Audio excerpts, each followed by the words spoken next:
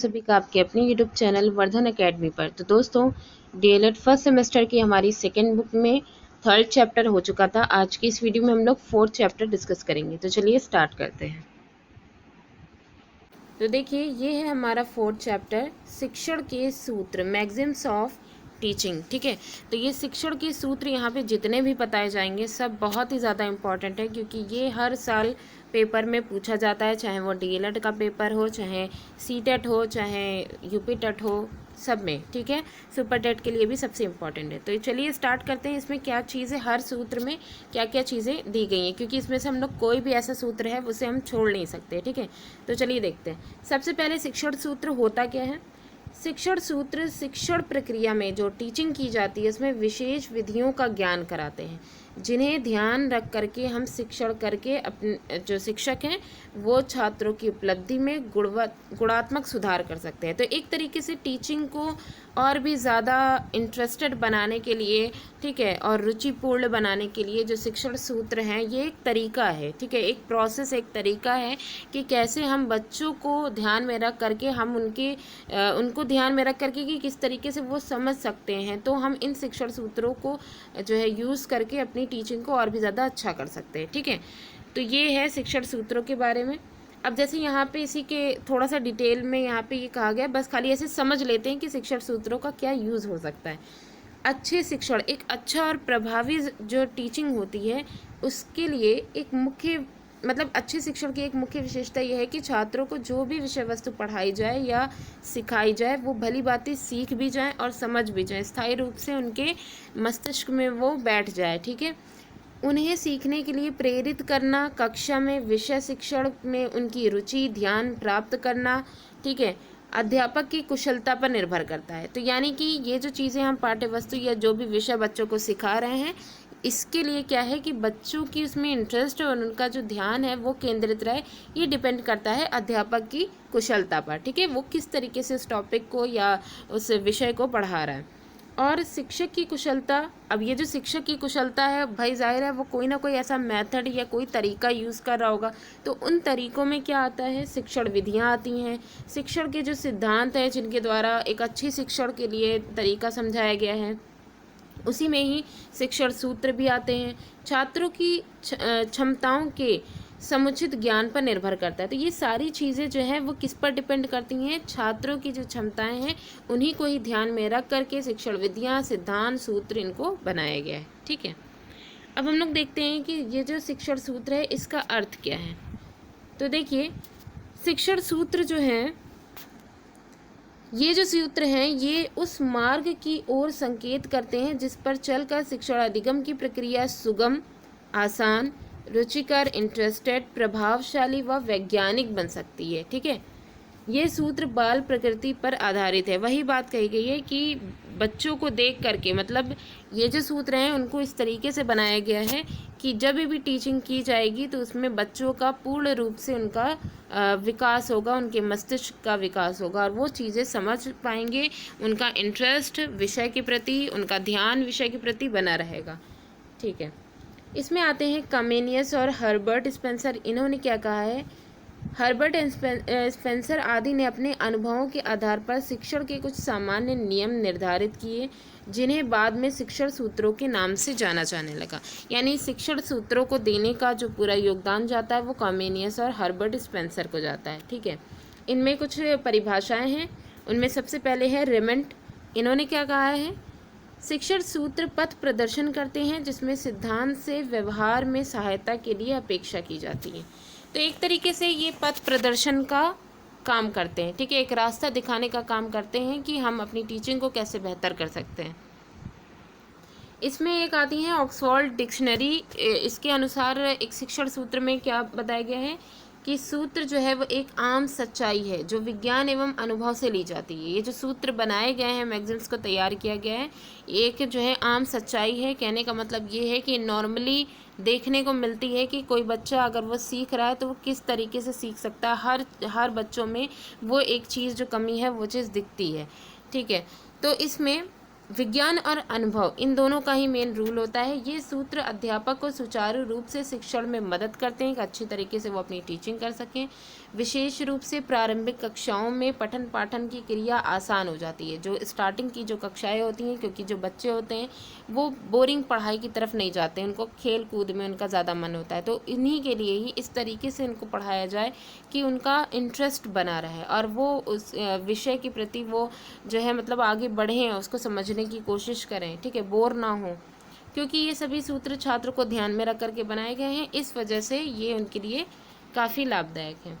अब यहाँ पे हम देखेंगे सारे जितने भी शिक्षण सूत्र हैं उनको। तो शिक्षण के विभिन्न सूत्र ये यहाँ पे दिया गया, इनको एक बार देख लीजिए। सरल से जटिल की ओर है, ज्ञात से अज्ञात की ओर, स्थूल से सूक्ष्म की ओर, पूर्ण से अंश की ओर, अनिश्चित से निश्चित की ओर, प्रत्यक्ष से अप्रत्यक्ष की ओर, विशिष्ट से सामान्य की ओर, विश्लेषण से संश्लेषण की ओर, मनोवैज्ञानिक क्रम से तर्क संगत की ओर, अनुभव से युक्ति युक्त की ओर और प्रकृति का अनुसरण। ये सारे शिक्षण सूत्र हैं जिनको हम लोग थोड़ा थोड़ा डिस्कस कर लेंगे। तो सबसे पहले आता है सरल से जटिल की ओर, सिंपल टू कॉम्प्लेक्स। तो इसमें क्या बताया गया है, ये जो क्रम है सरल से जटिल की ओर, ये बाल विकास के अनुकूल व मनोवैज्ञानिक है। एक मनोवैज्ञानिक ये तरीका है, क्योंकि क्या होता है, बच्चा आयु बढ़ने व मानसिक विकास के साथ जटिल बातों को भी समझने लगता है। होता ये है कि बच्चा स्टार्टिंग में जो आसान आसान चीज़ें होती हैं उनको समझता है, जैसे जैसे वो बड़ा उसकी आयु बढ़ती जाती है, उसकी शारीरिक मानसिक विकास भी उसका होता जाता है। तो शारीरिक मानसिक विकास हो रहा है तो वो धीरे धीरे जटिल बातों को वो आसानी से समझ लेगा। इसीलिए स्टार्टिंग हमेशा आसान करनी चाहिए ताकि वो समझ सके उस चीज़ को और उसका आत्मविश्वास बढ़े अगर उस फील्ड में वो जा रहा है, ठीक है। तो ये था सरल से जटिल की ओर, और इसका ख़ास जो है जो छोटे क्लास होते हैं उनमें बहुत ज़्यादा इसका यूज़ होता है। जैसे यहाँ पे देखिए, अगर हासिल का जोड़ घटाना सिखाना है बच्चों को, तो उसे सिखाने से पहले हमें बच्चों को गिनती पहले सिखाना होगा, उसके बाद सिंपल जोड़ और घटाना सिखाना होगा। जब बच्चों को गिनती सिंपल जोड़ घटाना आ जाएगा तो वो हासिल जोड़ घटाना जो है इसको वो सीखने के लिए कैपेबल हो जाएंगे। इसके अलावा एक और एग्जाम्पल यहाँ पे है कि हमारे देश का इतिहास छोटी छोटी कहानियों के रूप में, क्योंकि बच्चों को कहानियाँ सुनने में बड़ा मज़ा आता है, ठीक है, तो अगर हम देश के इतिहास को छोटी छोटी कहानियों के रूप में अगर बताएंगे तो उनको ये एक सरल तरीका होगा जो उनको अच्छी तरीके से समझ में आ जाएगा। परंतु अगर ये जो युद्ध हुए हैं, घटनाएं या जितनी भी संधियां हुई, किनका किनका शासन हुआ, इनका अगर हम विस्तृत रूप में इनके सामने रखेंगे तो उन्हें कुछ नहीं समझ में आएगा। तो हमें स्टोरी के साथ, कोई इंटरेस्टेड स्टोरी के साथ अगर बताते हैं तो वो उनको समझ सकते हैं, क्योंकि उस समय उनकी कैपेबिलिटी वही है, ठीक। इसके बाद नेक्स्ट है ज्ञात से अज्ञात की ओर। इसमें क्या है, इस सूत्र के अनुसार शिक्षक को बालकों के पूर्व ज्ञान को जांचकर उसी के आधार पर उन्हें नया ज्ञान देना चाहिए। ज्ञात से अज्ञात की ओर में यही बताया गया है। जैसे सबसे पहले क्या है कि हमें बच्चों को ये देखना चाहिए कि जो अगर मान लीजिए वर्णमाला सिखाना है तो वर्णमाला में बच्चों को अक्षर के बारे में उनकी जानकारी है कि नहीं है। पहले अक्षर के बारे में, जैसे स्टार्टिंग हमेशा ऐसे की जाती है ना कि का व्यंजन अगर पढ़ाया जा रहा है तो का से कबूतर, खा से खरगोश ऐसे पढ़ाया जाता है। तो पहले एक एक के बारे में बता दिया गया कि का से कबूतर होता है, इसकी स्टार्टिंग का से होती है, ठीक है। अब क्या है कि क्योंकि उनको ज्ञात है कि हाँ का कैसे बनता है और का से कौन सा जानवर या कबूतर होता है, फिर हम अब उसी का से और जितने भी, जैसे का से कमल कर सकते हैं, कलश कर सकते हैं, कबूतर है, ये सारी चीज़ें इसमें हो जाएंगी, ठीक है। अब इसके बाद जैसे खा से उन्होंने खरगोश पढ़ा है तो खत भी होता है, खा से खड़ाऊ भी होता है। तो स्टार्टिंग हमें खाली एक चीज़ से करनी है जो उनके सामने एक उनकी एक इमेज बन जाए कि किससे वो खा से खरगोश में स्टार्टिंग में खा आ रहा है, ठीक है। फिर उसके बाद आप घर की चीज़ें भी जिनका नाम खा से आता है उनको भी काउंट करा सकते हैं। तो इस तरीके से उनको ज्ञात से अज्ञात की तरफ उनको लेकर के जाना है। इसी के साथ ही एक और एग्जाम्पल है यहाँ पे, गणित में पहाड़ा सिखाने से पहले छात्रों को गिनती का ज्ञान होना चाहिए, तभी वे पहाड़ा सुगमता से सीख सकते हैं, ठीक है। गिनतियाँ जब उनको पता होंगी तभी वो इजीली जो है वो पहाड़े को सीख सकते हैं। इसके बाद आता है स्थूल से सूक्ष्म की ओर, ठीक है। तो यहाँ पे देखिए, स्थूल से सूक्ष्म की ओर, कॉन्क्रीट टू एब्स्ट्रैक्ट। इसमें क्या है, शैशवावस्था में वह सूक्ष्म अमूर्त वस्तुओं के बारे में ही जानता, परंतु स्थूल और मूर्त पदार्थों को सरलता से जान लेता है। मतलब कहने का जब बच्चे छोटे होते हैं, शैशवावस्था में होते हैं, तो सूक्ष्म जो बहुत छोटी छोटी चीज़ें हैं जो हमारे आंखों के सामने नहीं होती हैं, तो उनको समझना बच्चों के लिए बहुत ही कठिन होता है। जो उनके सामने मौजूद हैं उन्हें, या जो सामने मौजूद है उनको स्थूल और मूर्त चीज़ें कहेंगे, उन्हें वो आसानी से समझ सकते हैं। जैसे कि इसको इस तरीके से भी कह सकते हैं कि जैसे यहाँ पे एग्जाम्पल है, इसमें देखिए जैसे गणित में जोड़ घटाना सिखाना है बच्चों को, ठीक है। तो अब हमें क्या करना है, शैशवावस्था में बच्चे क्या होते हैं, खिलौने से ज़्यादा जो है वो मतलब अटैच रहते हैं, ठीक है। अब हमें उनको जोड़ घटाना भी सिखाना है, तो हमें क्या करना होगा, उनके पास जो गेंद है, जो छोटी छोटी गोलियाँ होती हैं, जो कंकड़ होते हैं, उन्हीं से ही अगर हम उनको जोड़ना घटाना, गिनतियों को गिनना कि कितने कंकड़ हैं, अब अगर एक और बढ़ा दिया जाए तब कितने हो गए, तो इससे उनको आसानी से वो समझ में आ जाएगा। तो यानी कि ये सारी जो चीज़ें हैं जिन्हें उन्होंने देखा हुआ है वो स्थूल चीज़ें हैं। जब इन्हें ये सीख लेंगे तब स्थूल से वो सूक्ष्म की तरफ बढ़ेंगे, फिर वो मतलब उनको मेंटली डेवलप जैसे जैसे होते जाएंगे वैसे वैसे वो सूक्ष्म जो ज्ञान है उसको भी अर्जित कर लेंगे, ठीक है। इसी के साथ ही जैसे भूगोल का अगर नॉलेज देनी है तो नदी, पर्वत, समुद्र, झील, तालाब, ये सारी जो चीज़ें होती हैं इनका ज्ञान प्रत्यक्ष प्रदर्शन, या तो डायरेक्टली भ्रमण करा दिया जाए कि आसपास, स्कूल के आसपास अगर कोई नदी है तो वो ले जा करके दिखा दी जाए कि देखो नदी ऐसी होती है, झील ऐसी होती है, या तालाब में इस तरीके के पौधे वगैरह होते हैं। या अगर वो भी पॉसिबल नहीं है तो आपके पास मॉडल है, चित्र है, चार्ट है, तो इन सब का यूज़ करके वो चीज़ जो बच्चों के सामने मौजूद होगी उसको रख करके उनको सिखाया जाए, ठीक है। तो ये चीज़ है स्थूल से सूक्ष्म की ओर। इसमें एक डेफिनेशन दी है हर्बर्ट स्पेंसर ने। उन्होंने कहा कि इस सूत्र को अपनाने पर विशेष बल दिया जाता है। मुख्यतः उनके अनुसार क्या है कि हमारे पाठ का जो प्रारंभ है वो स्थूल वस्तुओं से होना चाहिए। उन वस्तुओं से, जब आपने देखा होगा छोटे बच्चों की जो किताबें होती हैं उनमें स्टार्टिंग हमेशा जो है, अगर मैथ्स है तो मैथ्स में आप देखेंगे बटरफ्लाइज बनी होती हैं। मैथ्स में हम एडिशन सिखा रहे हैं तो उसमें बटरफ्लाइज है, कैंडीज़ हैं, आइसक्रीम है, इन सब से जो है उनको काउंटिंग सिखाई जा रही है, ठीक है। तो वही बात है कि स्थूल वस्तुओं से उनका, और फिर एंड में जा करके फिर वो सम्स का फॉर्म ले लेती हैं, तो वो सूक्ष्मता के उनको ले जाया जाता है। ये जो मतलब कि जो यहाँ पे सूत्र है, इससे मूर्त से अमूर्त की ओर भी इसका एक नाम है, ठीक है। तो मूर्त से अमूर्त की ओर भी दोनों नाम जानना ज़रूरी है। तो नेक्स्ट देखिए, नेक्स्ट है पूर्ण से अंश की ओर। इस सूत्र का जो आधार है वो गेस्टाल्टवाद है इसका। तो गेस्टाल्टवादी जो थे, गेस्टाल्ट मनोवैज्ञानिक थे, उनके अनुसार हम किसी भी वस्तु को उसकी पूर्ण रूप में ही देख सकते हैं। मतलब उनका ये मानना था कि सारी जो नॉलेज है, छोटे छोटे टुकड़े मिल करके जब एक पूरा एक मतलब कंपाउंड बन जाता है, ठीक है, तभी हम किसी भी चीज़ को पूरी तरीके से समझ और देख सकते हैं, ठीक है। तो इनका मानना ये था कि संगठित रूप की इन्होंने बात की थी। जैसे बालक सर्वप्रथम किसी वृक्ष को उसके पूर्ण रूप में ही देखता है। जब स्टार्टिंग में सबसे पहले बालक किसी चीज़ को देख रहा होता है, बालक छोटा है, उसे क्या पता कि पेड़ के अंदर क्या क्या चीज़ें हैं, लेकिन सबसे पहले अगर वो देखता है तो क्या देखता है कि ये एक वृक्ष है, ठीक है।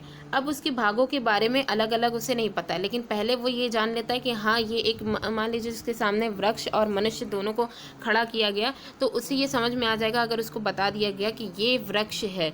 तो जब उसने वृक्ष को समझ लिया, अब उसके बाद अब हम उस वृक्ष में पत्ती किसे कहते हैं, तना किसे कहते हैं, जड़ किसे कहते हैं, ठीक है, ये सारी चीज़ें हम उसे समझा सकते हैं, फूल पत्ती वगैरह, फल भी, ये सब, ठीक है। इस सूत्र का मोस्टली जो काव्य शिक्षण होता है उसमें मतलब इसका मेन इसका यूज़ होता है, क्योंकि सबसे पहले अगर हमें बच्चों को सिखाना है तो हम पूरी कविता पढ़ करके उनको सुनाएंगे। हम ये नहीं बताएंगे कि एक एक लाइन का मतलब क्या है, क्योंकि एक एक लाइन का मतलब अगर समझाएंगे तो फिर वो मज़ा नहीं रह जाएगा पोएम का, ठीक है, फिर बोरियत होने लग जाएगी। तो इसलिए पहले पोएम पूरी पढ़ाई जाती है। पोएम पढ़ाने के बाद फिर एक एक लाइन की मीनिंग समझाई जाती है, ठीक है। तो ये चीज़ है यहाँ पर। अब एग्जाम्पल आप यहाँ पे देख लीजिए इसका। कंप्यूटर का ज्ञान कराने से पहले कंप्यूटर के बारे में पहले कंप्यूटर ये बता दिया जाता है कि हाँ ये एक कंप्यूटर है, फिर उसके भागों को बताया जाता है कि ये मॉनिटर है, ये कंप्यूटर, पूरे सिस्टम को कंप्यूटर कहा जाएगा। अब इसमें जो पार्ट्स हैं, वो जो टीवी वाला है वो मॉनिटर है, कीबोर्ड है, CPU, माउस, प्रिंटर, इस तरीके से उनके पार्ट्स को बताया जाएगा। इसी तरीके से भूगोल में पहले भारत का मानचित्र दिखाया जाता है, फिर उनके जो राज्य हैं उनका ज्ञान कराया जाता है। तो ये सारी चीज़ें किस में आ जाएंगी, पूर्ण से अंश की ओर। पहले पूरी पूरी बात बताई जाती है, उसके बाद छोटे टुकड़ों में चले जाते हैं। अनिश्चित से निश्चित की ओर। तो इसमें इनडेफिनेट से डेफिनेट में जाना है। बालकों के बौद्धिक विकास का जो क्रम होता है वो अनिश्चित से निश्चित की ओर होता है, ठीक है। मानसिक विकास ज्ञानेंद्रियों के विकास व अनुभव के साथ साथ उसके विचारों में स्पष्टता व निश्चित आती है, ठीक है।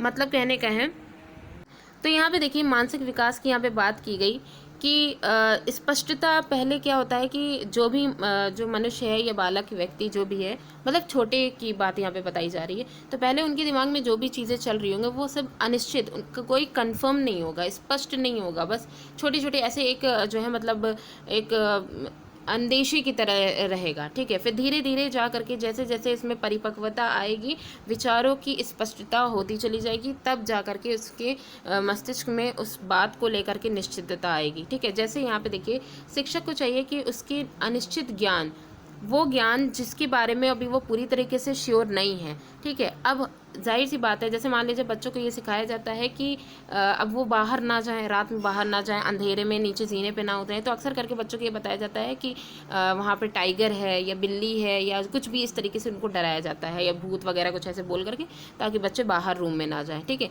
तो ये उनके माइंड में एक इमेज बन जाती है कि ये एक अनिश्चित, एक उनके माइंड में एक इमेज बन जाती है, ठीक है, कि हाँ वाकई में बाहर जो है तेंदुआ या टाइगर वगैरह होगा जो उनको खा जाएगा। लेकिन जैसे जैसे वो बड़े होते जाते हैं, फिर वो एक बार अपना जाते हैं, देखते हैं कि ऐसा कुछ भी नहीं है। फिर अब डिपेंड ये भी करता है कि पेरेंट्स जब तक कि वो छोटे होते हैं, जब तक ये रहता है कि इनको खतरा है, तब तक ये तो वो ये बताते रहें। लेकिन फिर कुछ चीज़ें ऐसी भी होने लग जाती हैं कि उनके माइंड में वो चीज़ बैठे ना, तो उनको इस बात को क्लियर कराया जाता है। तो वही बात है कि अगर ऐसे कोई अनिश्चित ज्ञान बन जाए बच्चों के मस्तिष्क में, तो यहाँ पे शिक्षक का ये काम होता है कि उनको वो निश्चित करें। अगर वो कोई गलत राह पर जा रहे हैं या गलत धारणाओं को वो एक्सेप्ट कर रहे हैं, तो उनको सही मार्ग दिखाएं और उसमें सुधार करें, ठीक है। एग्जाम्पल यहाँ पे देखिए, जैसे किसी देश, प्रदेश, प्रमुख स्थल, वहाँ की विशिष्टताओं से संबंधित छात्रों की अस्पष्ट व अनिश्चित ज्ञान। जैसे कहा जाता है कि बहुत सी कहावतें मशहूर होती हैं कुछ जगहों को लेकर के, ठीक है। कुछ जैसे बावली कुएँ हैं, ये इस तरीके की कुछ चीज़ें जो होती हैं, कुछ डरावनी जगहें होती हैं, बहुत सारी कहानियाँ वहाँ की चलती हैं। तो यहाँ पे क्या होता है कि हमें मेनली जो ये जो अनिश्चित जो चीज़ें छात्रों के मन में बनी हुई हैं, उनको दूर करने के लिए शिक्षक वहाँ का मानचित्र, मॉडल वगैरह, जो इमेज उनकी बनी हुई है उसको हटाने के लिए कि वास्तव में ऐसा नहीं है, वो कितना खूबसूरत महल है या जो भी है, तो उसका चित्र, मॉडल या इन सब के माध्यम से उनको उस चीज़ को निश्चित कराया जाए कि हाँ असल में वो जो महल है वो इस तरीके का है, ठीक है। तो ये चीज़ हो गई। इसके बाद आता है प्रत्यक्ष से अप्रत्यक्ष की ओर। यहाँ पे हमें मेनली ये देखना है कि पहले वो चीज़ जो देखी जा सके, उसके बाद फिर अनसीन चीज़ों की तरफ। इस सूत्र के अनुसार छात्रों को सबसे पहले उनके द्वारा जो देखी गई वस्तुएं हैं उनके बारे में बताना चाहिए। फिर उसके बाद जिन्हें वो नहीं देख पा रहे हैं या जिन्हें उन्होंने नहीं देखा है उनके बारे में बताएं, ठीक है। यानी वही जो वस्तुएं या जो घटनाएं वगैरह हैं उनका एग्जाम्पल दिया जाता है। जैसे यहाँ पे देखिए सबसे पहले है जैसे सामाजिक विषय में ग्लोब, मॉडल, चित्र आदि के माध्यम से संसार के विविध भागों के बारे में बताया जाता है। अब एक छात्र है जो पूरी संसार को तो वो घूम नहीं पाएगा या देखा तो उसने होगा नहीं, लेकिन क्या है कि सबसे पहले हमें बताना भी है कि भाई हम एक छोटे से, एक पूरी अर्थ के एक छोटे से टुकड़े में रह रहे हैं, ठीक है, और इस पूरी अर्थ में बहुत सारी बड़ी बड़ी जगहें हैं। तो क्या है कि उनके बारे में हमें सबसे पहले क्या बताना है, उन चीज़ों को बताना है कि असल में जो अर्थ है वो है कैसी। तो हम सीधे उनको ग्लोब दिखाएंगे या जो है पूरे वर्ल्ड का मॉडल दिखाएंगे, चित्र दिखाएंगे। इस तरीके से दिखाने के बाद फिर हम संसार के जितने भी भाग हैं, अब हम इंडिया में रहते हैं तो उसके बाद अमेरिका, कनाडा, उधर के जितने भी जो है एरियाज होते हैं वहाँ के बारे में उनको इन सारे जो मॉडल्स होते हैं इनके द्वारा बताएंगे, ठीक है। तो ये चीज़ हो गई। इसके बाद है विशिष्ट से सामान्य की ओर। इस सूत्र के अनुसार अध्यापक को छात्रों के सामने पहले किसी प्रकरण से संबंधित कई उदाहरण प्रस्तुत करने चाहिए। ये जो विशिष्ट से सामान्य की ओर ये जो सूत्र है, मतलब शिक्षण सूत्र है, इसको आगमन जो विधि होती है वो भी कहा जाता है। ये सूत्र आगमन विधि की तरह ही है। तो चलिए देखते हैं इसमें क्या है। सबसे पहले हमें क्या है, बच्चों के सामने एग्जाम्पल्स रखने हैं बहुत सारे, ठीक है। उसके बाद फिर हम उन्हीं जब एग्जाम्पल एकदम क्लियर हो जाएंगे फिर हम उनके नियम बताएंगे, ठीक है। फिर नियम बताएंगे कि उससे रिलेटेड क्या चीज़ हो सकती है। ये सूत्र जो है, ये वाला जो सूत्र है, ये बालकों को निरीक्षण, परीक्षण, ये देखिए विशिष्ट से सामान्य की ओर सूत्र का जो मेन पर्पस है वो क्या है। तो ये क्या करता है, बच्चों को निरीक्षण करने में, परीक्षण करने में, विचार और चिंतन करने के अवसर प्रदान करता है। ये इसका काम हो जाता है, ठीक है। और इनका सबसे ज़्यादा जो यूज़ होता है वो विज्ञान, गणित और व्याकरण जैसे जो शिक्षण टीचिंग होती हैं, इनमें इस सूत्र का मोस्टली यूज़ किया जाता है। जैसे गणित में आप एक एग्जाम्पल ले लीजिए, अगर बच्चों को फ्रैक्शन सिखाना है, ठीक है, तो फ्रैक्शन अगर उन्हें सिखाना है तो विशिष्ट से सामान्य की ओर, यानी उनके सामने एग्जाम्पल रखेंगे, केक का एग्जाम्पल रखेंगे या फिर किसी भी ऐसी चीज़ के जिसके 4 टुकड़े कर दिए जाएं, एक टुकड़ा उसका हटा दिया जाए, बोल्ट की सहायता लेकर के उनके सामने कई सारे एग्जाम्पल रखे जाएंगे, ठीक है। फिर उसके बाद जब उनको ये क्लियर हो जाएगा कि फ्रैक्शन क्या होता है, कि 4 हिस्से का एक पोर्शन होता है, कि एक केक बनाया, इसके 4 हिस्से बनाए, फिर एक को हटा दिया गया तो ये बन गया 1/4, ये होता है फ्रैक्शन। इस तरीके से बताए तो अब उसके बाद हम जा करके उसका नियम बता देंगे, ठीक है। तो नियम उसको समझने में आसानी हो जाएगी। तो ये जो है, इस सूत्र को एक और नाम भी कहा जाता है दृष्टांत से सिद्धांत की ओर, मेनली एग्जाम्पल से नियम की ओर, ठीक है। एग्जाम्पल यहाँ पे देख लीजिए इनका, संज्ञा, सर्वनाम, क्रिया, विशेषण पढ़ाते समय पहले हम आप व्याकरण की बुक आप देख ही सकते हैं, उनमें सबसे पहले एग्जाम्पल दिए जाते हैं, फिर उनकी परिभाषाएं दी जाती हैं, ठीक है। तो ये चीज़ हो गई। इसके बाद है विश्लेषण से संश्लेषण की ओर। इसमें क्या है, विश्लेषण बालक को किसी भी बात को भली प्रकार समझने में सहायक होता है, तो संश्लेषण उस बात के ज्ञान को निश्चित रूप प्रदान करता है, ठीक है। तो यानी कि आप ये समझ सकते हैं कि विश्लेषण का काम क्या होगा, कि किसी भी चीज़ को अगर हमें सीखना है तो उनके छोटे छोटे टुकड़े अलग अलग जो है उनको टुकड़ों में सीख करके, फिर उसके बाद जब हम छोटे छोटे टुकड़ों को समझ लेंगे, फिर उनको एक बार समाहित करके पूरा उसका जो है वो मतलब एक निश्चित एक कंप्लीट उसकी जो नॉलेज है वो हम ले लेंगे, ठीक है। जैसे एक शिक्षा शास्त्री कहते हैं इसी के संबंध में, किसी समस्या को ऐसे जीवित टुकड़े करना कि जिनके जोड़ने पर समस्या का हल तैयार हो जाए। ऐसे टुकड़े उनके किए जाएं, ऐसे मतलब हिस्से किए जाएं कि जिनको जो है समझ, जब उनको एक साथ किया जाए फिर वो एक पूरा हल बन जाए, ठीक है। तो ये जो टुकड़े हैं वो विश्लेषण कहलाता है। और खंडों में प्राप्त ज्ञान को जब जोड़कर समझाया जाता है तो उसी को ही हम संश्लेषण कहते हैं, ठीक। एग्जाम्पल में देखिए, छात्रों को यदि उत्तर प्रदेश के विभिन्न जिलों की जानकारी देनी है तो सर्वप्रथम हम पहले तो उत्तर प्रदेश दिखाएंगे, क्योंकि डायरेक्ट हम जिले दिखा देंगे तो यही नहीं समझ में आएगा कि ये जिले हैं कहाँ। तो पहले हम उत्तर प्रदेश दिखाएंगे। उसके बाद अब उन जिलों की, उत्तर प्रदेश की चित्र में जो उसका मानचित्र होगा उसमें उन जिलों की स्थिति और उसकी जो विशेषताएं वगैरह हैं उनकी जानकारी कराएंगे। फिर अंत में सभी को ही एक साथ समेकित करके फिर हम कहेंगे कि उत्तर प्रदेश से रिलेटेड जो क्वेश्चंस बनते हैं वो किस तरीके से पूछे जा सकते हैं, ठीक है। तो ये सारी चीज़ें हैं। इसके बाद देखिए, मनोवैज्ञानिक क्रम से तर्क संगत की ओर। अब मनोवैज्ञानिक जो क्रम है उससे हम तर्क की ओर कैसे जाएंगे। शिक्षा में बाल मनोविज्ञान के महत्व के कारण यह माना जाता है कि बालक की शिक्षा उसकी रुचियों, रुझानों, क्षमताओं व जिज्ञासों के अनुसार प्रदान की जाती है। यानी कि बाल मनोविज्ञान का काम ही यही है। उसमें जब भी बात कही जाती है तो हमेशा यही कही जाती है कि शिक्षा अगर बच्चों के अकॉर्डिंग दी जाएगी तो उसमें हमेशा ये चीज़ देखना है कि बच्चों का उसमें इंटरेस्ट किधर है, किस चीज़ में बच्चों का इंटरेस्ट है, उनकी क्षमताएं इसको सीखने की हैं कि नहीं हैं, उनकी जिज्ञासा किस टॉपिक या किस विषय को सीखने की है। तो इस तरीके से, ठीक है। तो अब यहाँ पे जैसे छोटी कक्षाओं के लिए हमें मनोवैज्ञानिक क्रम का प्रयोग करना चाहिए। छोटे बच्चे हमेशा मनोवैज्ञानिक, उनके अनुसार हमें ऐसी चीज़ों का यूज़ करना चाहिए, चाहे वो मतलब इंटरेस्टेड बस होनी चाहिए, इंटरेस्ट लाए, ठीक है। खिलौने हो या मानचित्र हो, कोई भी चीज़ हो, ये सारी चीज़ें छोटे बच्चों में, ताकि बच्चों का इंटरेस्ट यहाँ पे मेनली हमें रखना है, ठीक है। फिर जैसे जैसे बच्चे बड़े होते जाएँ, बड़ी क्लास में पहुँचते जाएंगे, तब हम उनके सामने तर्क वितर्क वाली चीज़ें देंगे, तब हम उनको टॉपिक देंगे, उनको प्रॉब्लम्स देंगे, तब वो अपना सोच विचार करके उन प्रॉब्लम्स का सोल्यूशन निकालेंगे। फिर वहाँ पे वो खिलौने और इन सब से काम नहीं बनने वाला, ठीक है। ये बात कही है एस के अग्रवाल ने, ठीक।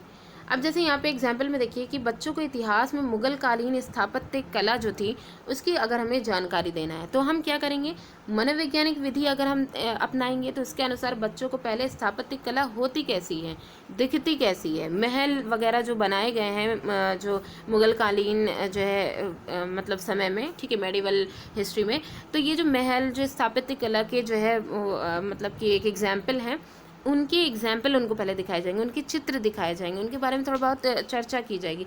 फिर उसके बाद पाठ में जब वो इंटरेस्ट लेने लग जाएंगे, हाँ ये स्थापत्य कला इस तरीके से ये चीज़ें होती हैं, तब हम उनकी तार्किक जो ढंग है कि अब ये जो चीज़ें हैं ये कैसे हैं, फिर उनकी टॉपिक के बारे में वो डिस्कस करेंगे। ठीक है, तो पहले हम चित्र का यूज़ करेंगे, तो ये चीज़ हो गई। इसके बाद आते हैं अनुभव से युक्ति युक्त की तरफ। पहले एम्पेरिकल चीज़ें दिखाई जाएंगी, उसके बाद रेशनल में जाएंगे। ठीक है, जैसे अनुभव की यहाँ बात की गई है, अनुभूत ज्ञान, जो अनुभव से प्राप्त ज्ञान होगा वह होता है जिसे बालक अपनी निरीक्षण अनुभव द्वारा प्राप्त करता है। जब वो जांच वगैरह करता है किसी भी चीज़ की, एक्सपीरियंस करता है, तब जिस ज्ञान को प्राप्त करता है उसे अनुभूत ज्ञान कहेंगे। उसके इस अपूर्ण व अनिश्चित ज्ञान को वास्तविक व स्थायी बनाने के लिए तर्कयुक्त बनाना चाहिए। अच्छा, अभी उसने क्या किया है, अभी कोई एक काम उसको दिया गया छात्र को, उसने उस काम को जांचा, उसके बारे में उसने बहुत सारी अच्छी बुरी चीज़ें देखी, उनका वो उसने एक्सपीरियंस किया, तो अभी उसके जो माइंड में वो सारी चीज़ें क्लियर नहीं है। ठीक है, अब क्या करना है कि अब उनकी हेल्प के लिए, चाहे वो टीचर हो या कोई भी हो, वो उनकी थोड़ी बहुत इस जो है हेल्प करे कि उनका वो जो अनिश्चित और पूर्ण ज्ञान है उसको निश्चित बनाए। फिर उनका ये माइंड लगाएं कि अच्छा अगर ये बुरी चीज़ है उसमें, या कोई डरावनी चीज़ है या कुछ भी है, तो वो क्यों है, फिर वो माइंड लगाएं, तब वो तर्कयुक्त सोचना स्टार्ट करें। ठीक है, जैसे यहाँ पे बताया गया है, ये एग्जाम्पल समझना ज़रूरी है कि एग्जाम्पल से ही हम सूत्रों को अच्छे से समझ सकते हैं। सूर्योदय व सूर्यास्त को प्रतिदिन देखा जाता है। ठीक है, हर कोई देखता है। गर्मी के बाद बरसात, फिर जाड़ा, सर्दियों में कोहरा, ये भी देखा जाता है। बरसात में ज़ोरदार बारिश को हर वर्ष देखा जाता है। ये सारी चीज़ें क्या हैं कि एक्सपीरियंस किया जा रहा है, हर मौसम में अलग अलग चीज़ों को एक्सपीरियंस किया जा रहा है। लेकिन अब बात यह आती है कि ऐसा होता क्यों है। ये जो क्वेश्चंस हैं इनको पूरा करने के लिए मतलब इसे समझना है कि ये अगर हो रहा है तो ऐसा क्यों हो रहा है। तब यहाँ पे शिक्षक को कारण सहित यहाँ पे उदाहरण देना होगा, टीएलएम का यूज़ करना होगा, उनकी टीएलएम वगैरह, क्योंकि बच्चों के अंदर क्यूरियोसिटी होती है ये सारी चीज़ें जानने के लिए। तो ये सारे जो टीएलएम हैं इनका यूज़ करके जो उनकी जिज्ञासाएँ हैं बच्चों की, उनका समाधान निकाल करके उनकी ये जो ज्ञान जो उन्होंने एक्सपीरियंस किया था, उसके बाद जो उनकी जिज्ञासा उत्पन्न हुई है, अब उनको तर्क संगत बनाना है, युक्ति युक्त बना सकें। ठीक है, ये जो युक्ति युक्त वाला जो काम है वो किसका है, टीचर का है। इसके बाद आती है प्रकृति का अनुसरण, नेचर को कैसे फॉलो कर सकते हैं। इस सूत्र का आशय है कि बालक की शिक्षा दीक्षा उसकी प्रकृति के अनुसार होनी चाहिए। ये जो सूत्र है वो सिंपल यही बताता है, नेचर को लेकर के बालकों को जो भी नॉलेज दी जाए वो नेचर को लेकर के दी जाए। शिक्षक को उन्हें सिखाते समय उनकी आयु, मतलब यहाँ पे नेचर की बात पेड़ पौधे या जानवरों या इन्हीं सब से नहीं होती है। यहाँ पे मेनली ये है कि जब बच्चों को सिखाया जाए, आखिर इस नेचर का हिस्सा बच्चे मनुष्य भी तो हैं। ठीक है, तो उनको जब भी कोई भी चीज़ सिखाई जाए तो उनकी आयु का खास ध्यान रखना चाहिए, मानसिक स्तर का भी ध्यान होना चाहिए, उनकी क्षमताओं का ध्यान होना चाहिए कि वो उस चीज़ को एक्सेप्ट कर सकते हैं कि नहीं, इंटरेस्ट का भी ध्यान होना चाहिए, किस फील्ड में उनको इंटरेस्ट है। ठीक है, तो इन सारी चीज़ों को ध्यान में रख करके ही तब उनकी जो पाठ्यक्रम, पाठ्य वस्तु, शिक्षण विधियाँ, शिक्षण अधिगम सामग्री या गतिविधियाँ हैं, इन सारी चीज़ों को तब उनकी शारीरिक मानसिक जो भी आवश्यकताएं हैं उनको ध्यान में रख करके यूज़ करना चाहिए। ठीक है, तो ये चीज़ हो गई। अब यहाँ पे बताया गया है शिक्षण सूत्रों की जो शिक्षण में उपयोगिता है वो है क्या। आखिर ये जो अभी हम लोग ने इतने सारे शिक्षण सूत्र पढ़े, इसका यूज़ क्या है। तो देखिए, शिक्षा का महत्वपूर्ण और अंतिम लक्ष्य है छात्रों के व्यक्तिगत सर्वांगीण विकास करना। मेनली अगर बात करें तो क्या है कि पर्सनैलिटी, उसका एक जो छात्र है वो पर्सनली उसका जो विकास हो रहा है, मतलब एक टोटल डेवलपमेंट, उसका सर्वांगीण उसका विकास करना, यही मेन जो है एक मकसद होता है किसका, शिक्षा का, टीचिंग का। तो छात्रों में अधिगम प्राप्ति को सुनिश्चित करना शिक्षक का प्रमुख दायित्व है। ठीक है, कि जो उसको सिखाया जा रहा है, जो लर्निंग उसको सिखाई जा रही है, वो अब एकदम पूरी तरीके से स्पष्ट हो, ये काम है शिक्षक का कि स्पष्ट तरीके से उनको सिखाया जाए। शिक्षण सूत्र यही जो दायित्व है, जो शिक्षक का जो ये दायित्व है कि अच्छी तरीके से वो शिक्षा का जो मेन पर्पस है इसको वो पूरा कर सके, तो उसी में ही ये जो शिक्षण सूत्र हैं वो इसके इस दायित्व में उसकी मदद करते हैं और मार्गदर्शक की भूमिका निभाते हैं। ठीक है, इनके उपयोग के द्वारा वह अपने शिक्षण को सरल, क्योंकि ये डिपेंड करता है कि बच्चों को चीज़ों में इंटरेस्ट आए, उन्हें पहले चीज़ें ईजी लगें, फिर वो इस टास्क को ले करके इसको सॉल्व करने की उनके अंदर क्षमता, आत्मविश्वास बढ़े, ये सारी चीज़ें। तो ऐसी ये जो शिक्षण सूत्र हैं ये शिक्षण को क्या करते हैं, सरल, रुचिकर, बोधगम्य, बालोपयोगी बना सकते हैं। ठीक है, तो ये सारी चीज़ें थी। ये जो चैप्टर था वो यहाँ पे कंप्लीट हो जाता है। शिक्षण सूत्र वाला जो चैप्टर है, सारे यहाँ पे जितने भी सूत्र बताए गए हैं ये सब बहुत ही ज़्यादा इम्पॉर्टेंट है। अब जैसे यहाँ पे एक क्वेश्चन आप देख लीजिए, उसकी बात समझ में आ जाएगा कि सूत्र से रिलेटेड कैसे पूछा जाता है। जैसे यहाँ पे दिया गया है, कौन सा शिक्षण सूत्र गेस्टाल्टवाद मनोविज्ञान पर आधारित है। तो हमने इसमें से कौन सा ऐसा जो सूत्र था जिसे हम लोग ने पढ़ा था, ठीक है। तो यहाँ पे गेस्टाल्टवाद वाला जो सूत्र था वो कौन सा था, तो यहाँ पे देखिए, सरल से जटिल की ओर है, ज्ञात से अज्ञात की ओर है, पूर्ण से अंश की ओर है, विश्लेषण से संश्लेषण की ओर है। तो पूर्ण से अंश की ओर जो था वो गेस्टाल्टवादियों का जो है बताया गया था, मतलब इनके अनुसार था कि उनका ये मानना था कि चीज़ें जो होती हैं, वो बच्चा जो भी होता है वो पहले जो चीज़ों को संपूर्ण देखता है, उसके बाद फिर उनके हिस्सों को उसको समझता है, ठीक है। तो पूर्ण से अंश की ओर, तो इसी तरीके से शिक्षण सूत्र से संबंधित क्वेश्चंस पूछे जाते हैं। तो दोस्तों यहाँ पे जो ये जो चैप्टर था वो यहाँ पे कंप्लीट हो जाता है। वीडियो कैसी लगी कमेंट करके ज़रूर बताइएगा। Thanks for watching.